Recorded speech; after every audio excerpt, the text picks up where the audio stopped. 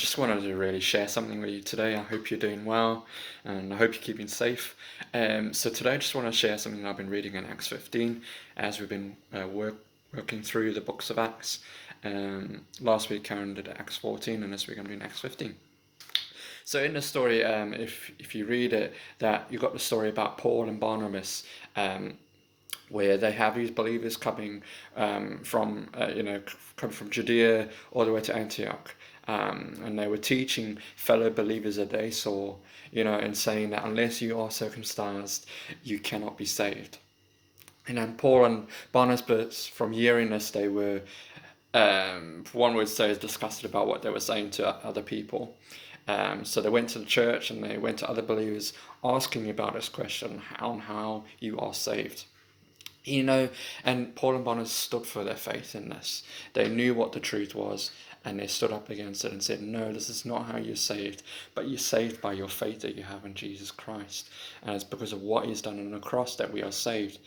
It made me think, can I name a time when I stood for my faith?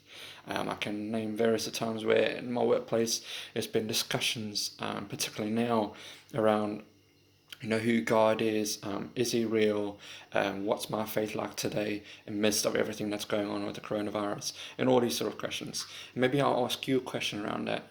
Can you name a time where you stood for your faith, a time where you knew what the truth was and you stood by it, and you just spoke the truth?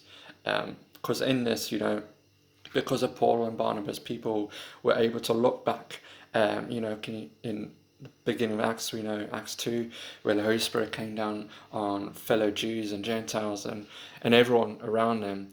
People were blessed with the Holy Spirit. And Paul had to remind them about this amazing miracle that God had done, because in this they thought, have these people forgotten of what God's done in their lives?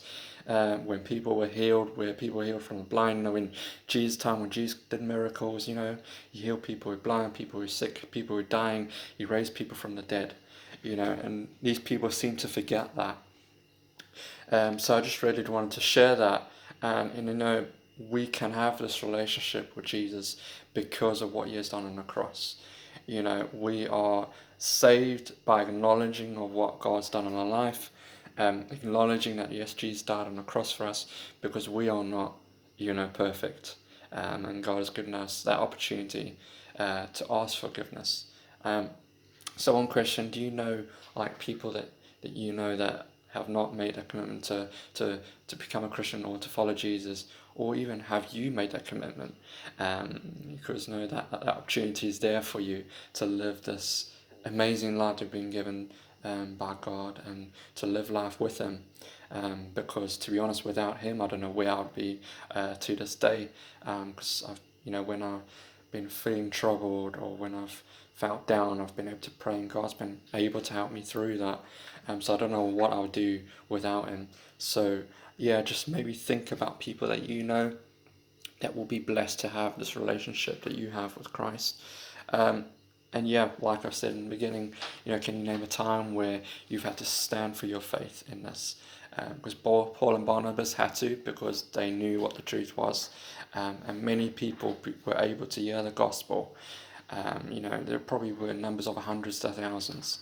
So just imagine if one person from each household really stood for their faith and spoke the truth, and how many people could hear about the amazing love that God has for them, an amazing plan and purpose that God has for their lives. So I just really wanted to share with that to you today. Thank you for listening.